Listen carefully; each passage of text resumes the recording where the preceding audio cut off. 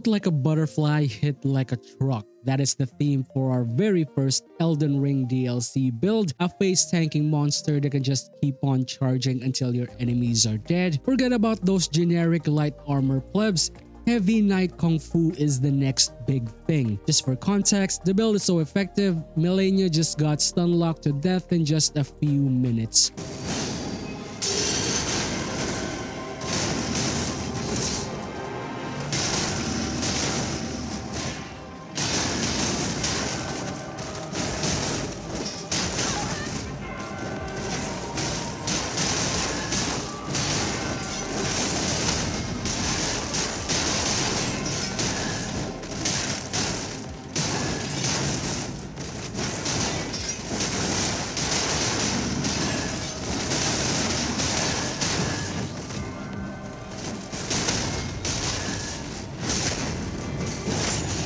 So how do we do this? I guess you already know the Shadow Realm is quite challenging. Enemies and bosses hit really hard. They also got ridiculous AoE and seemingly endless combos for days. Are you tired of dodging that? Let's just get tanky. This is all possible because we're using Malenia's Great Rune, which is from the base game that lets us lifesteal the missing HP that we lost. With the help of our fast attacks, we can recover most of the damage in just an instant. Talking about weapon attacks, our weapon of choice is the Dry Leaf Arts. This is our brand new DLC weapon that lets us do flurries of fists and kicks, including the new Ashes of War, which is the Palm Blast. The Palm Blast seems okay, really good for those very close combat encounters, but we will be replacing all of that with the Endure Ashes of War. This Ashes of War is perfect for our very tanky boy as it gives us temporary flinch resistance so we can just keep on doing our combos. Paired with Malenia's Great Rune, you can almost imagine where we're going here. If you're wondering how do we get this, you can get the weapon after you defeat the boss while you're clearing out this castle right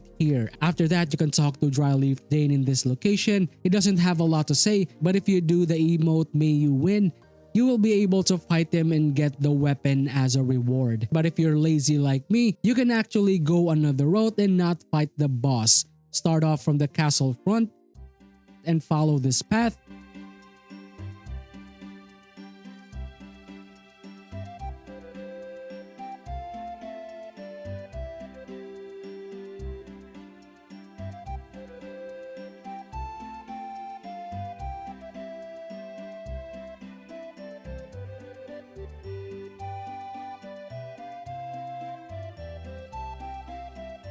Go down to the swampy area right across the giant flowering crabs.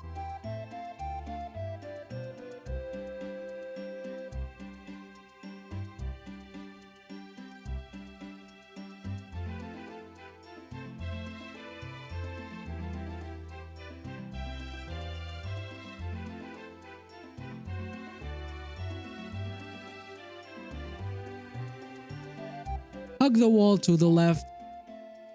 Find the inactive Spirit Spring. After activating, you can just jump.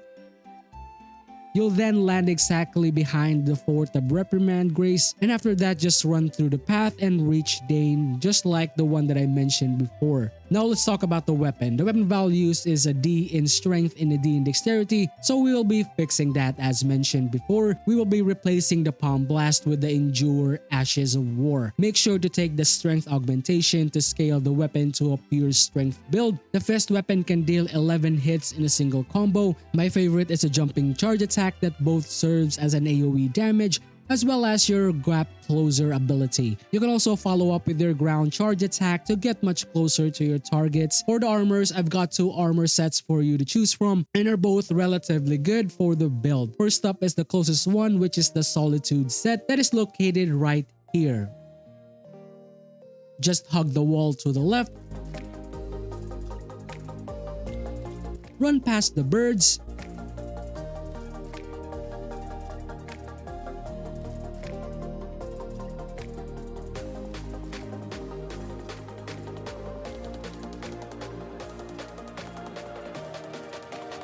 Then you'll see these squiggly things.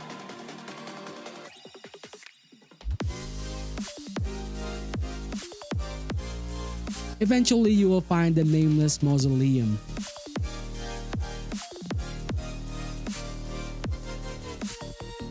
You just need to beat the guy wearing the armor, then you'll be rewarded with a really cool new strength weapon, but our real prize is the Solitude set. The other one will be the Verdigris armor. Depending on what you do, you can either kill this guy wearing the armor set and loot it from his corpse, or if you want to progress the story, just follow along and loot it off his corpse again. Either way, you'll be rewarded with one of the tankiest set in the DLC. If you can wear all of the set armors, that'll be great. For as long as you don't fat roll, you're fine. I'd much prefer the Verdigris armor just because of the armor values, but the Solitude armor looks amazing and fashion wise is just far superior. Now for the Talisman, we're gonna start off with the Millicent prosthetics. This is gonna be increasing our attack power with our successive attacks. Rotten Wing Sword Insignia will be the second one to further increase our attack some more. Third will be the Godskin Swaddling Cloth for more lifesteal capabilities. And finally, as my personal preference, I took the Dragon Crest Great Shield Talisman just to further increase my physical mitigation. You can also replace the Great Shield Talisman with the Ritual Shield Talisman to increase your HP further, or maybe yet, if you want more DPS, the Blade of Mercy or the Crusade Insignia is a great pick. For the spells, I only use the Dragon Bolt Blessing. This is really good for humanoid enemies as it makes their attacks bounce off us. This will let us ignore them and just go ham like a heavy armored brute that we are. For the stats, soft cap will be 150. We'll be taking 58 to our vigor. We just need as much HP as we can, especially in the early zones of the DLC.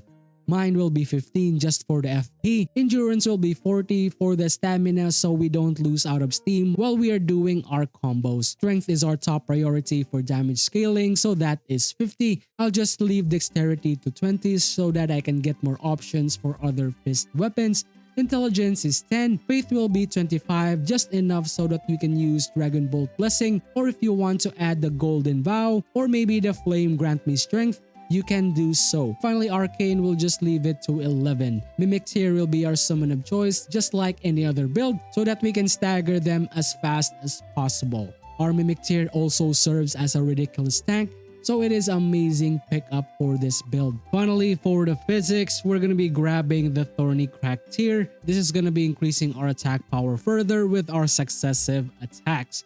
Green Burst Crystal Tier will be the second one for more stamina recovery, but if you want more HP recovery, you can swap out for the Crimson Burst or maybe the Crimson Whirl Bubble Tier. That's it for our first Elden Ring DLC build. Really curious to know what you guys think, and if you have some questions or clarifications, would love to know all about it in a comment below. Shoutouts for all the people who subscribe and keep supporting the channel. I really appreciate you guys for all the amazing support. And for all the people who haven't subscribed yet, thank you for watching my videos and I hope I earn your subscriptions in the future. But if you earn it today, please don't hesitate to hit that subscribe button, really helps me out a lot. Are you into Baldur's Gate 3 modding, or maybe have an idea but don't know where to start? Well, check out the 20 mods that you need if ever you want to start modding Baldur's Gate 3 right here. Finally, that's it for me. I hope to see you soon on the next Master Box Show. Peace out. Bye guys.